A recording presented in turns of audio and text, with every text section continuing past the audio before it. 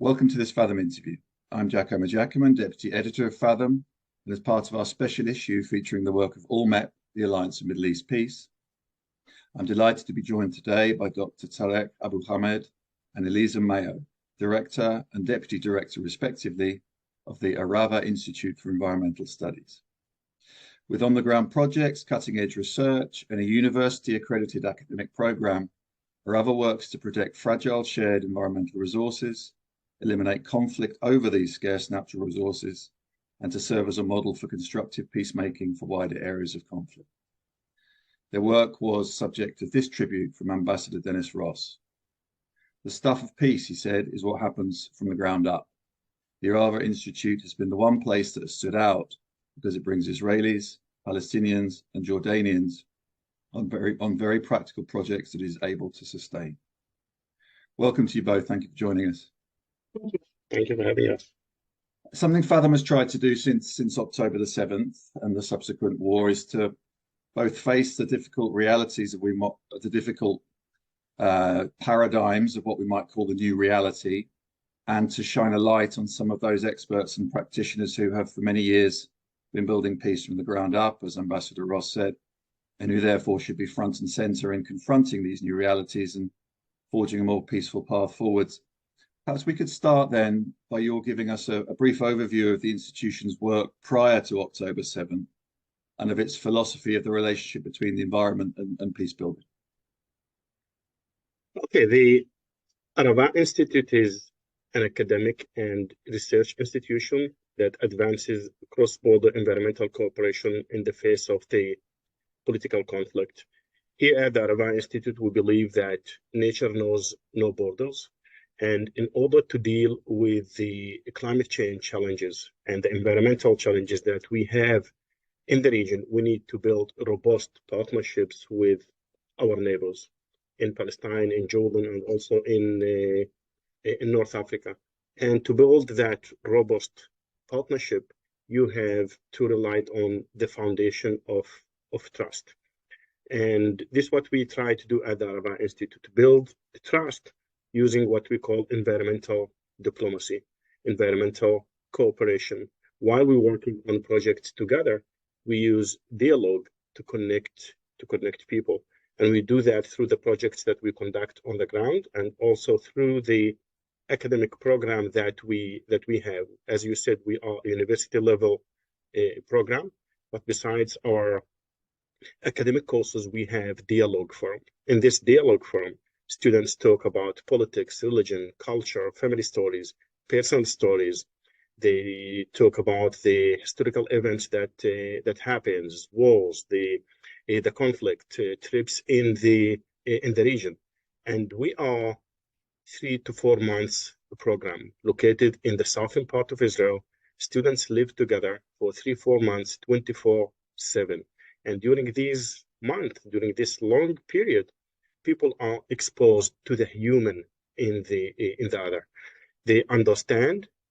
They not necessarily agree with each other, but they understand. They use dialogue to build bridges, and they build understanding, and they build trust, which is the most scarce resource in the Middle East. And we do that not only through our academic program, but also with the researchers and the communities that we work with in the region.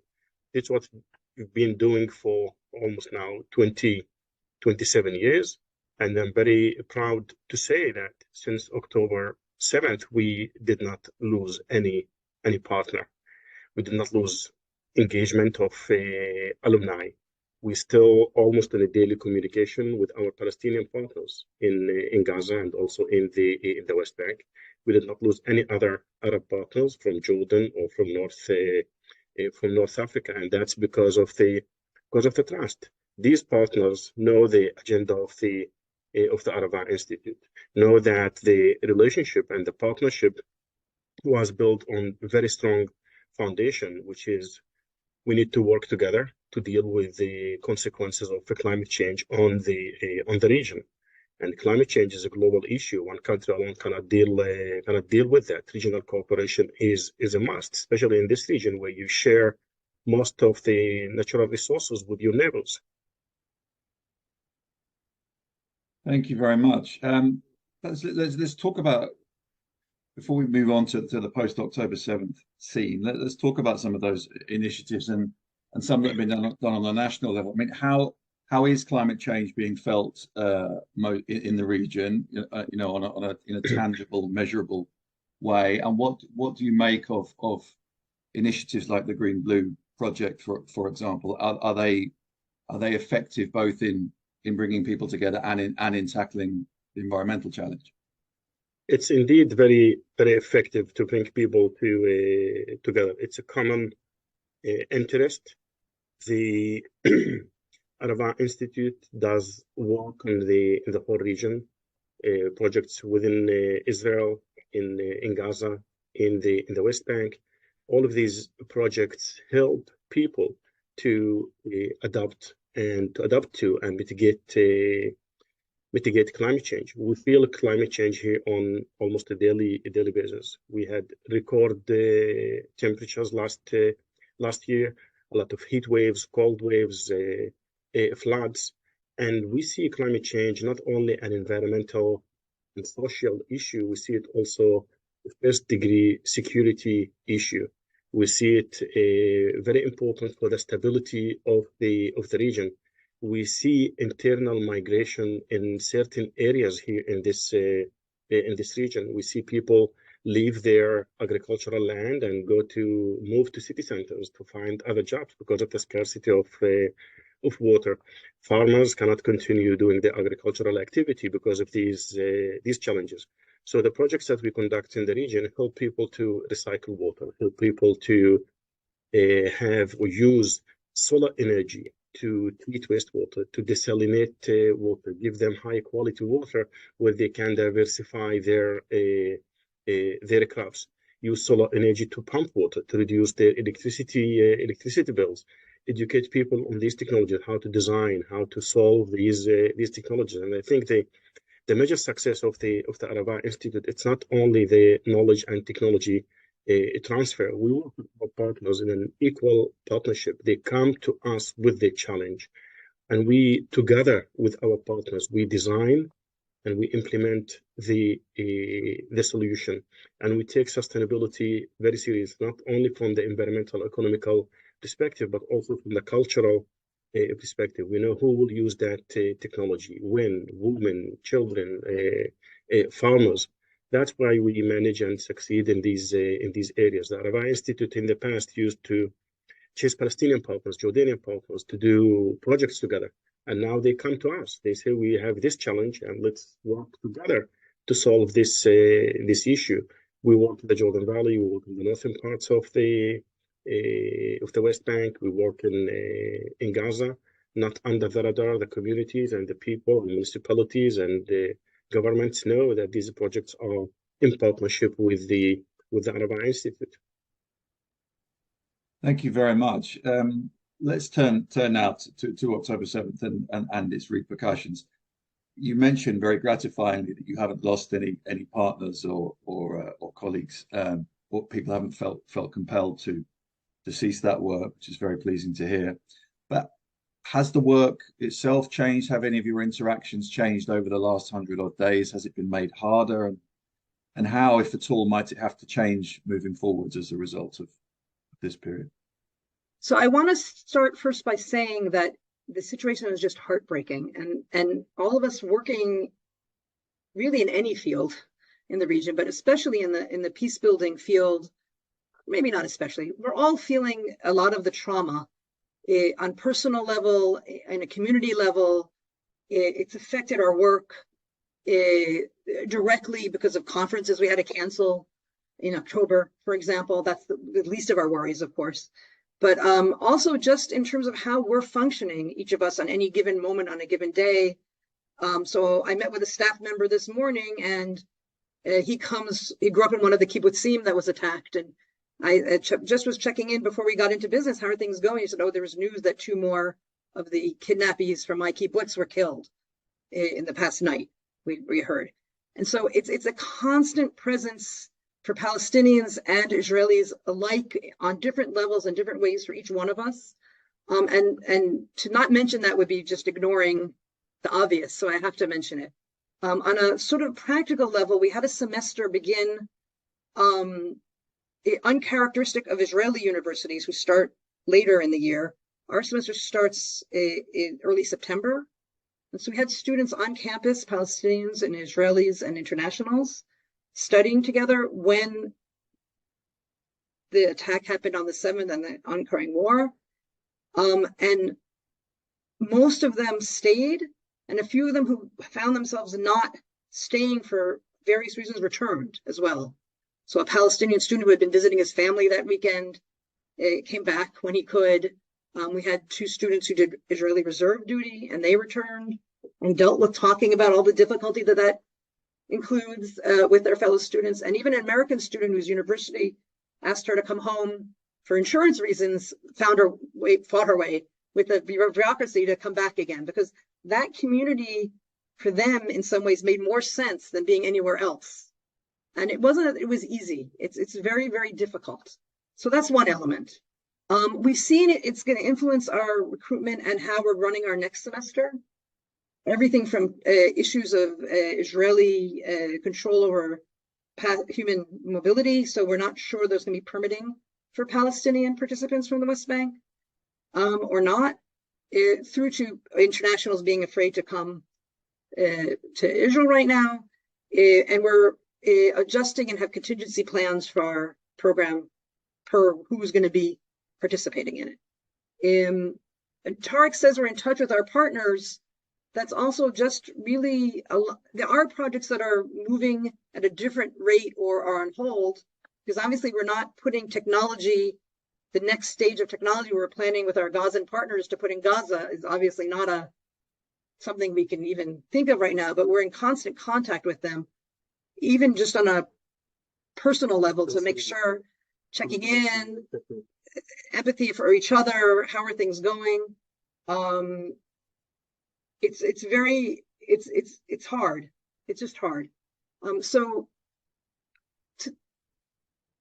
to say we have our partnerships are still going and all that is 100% true, but I don't want to gloss over that and make it sound like some easy little thing. It's taking a lot of work and effort and concern. And there's definitely some projects that their timeline has been drastically altered because we don't know really what's going to be happening in the region onward.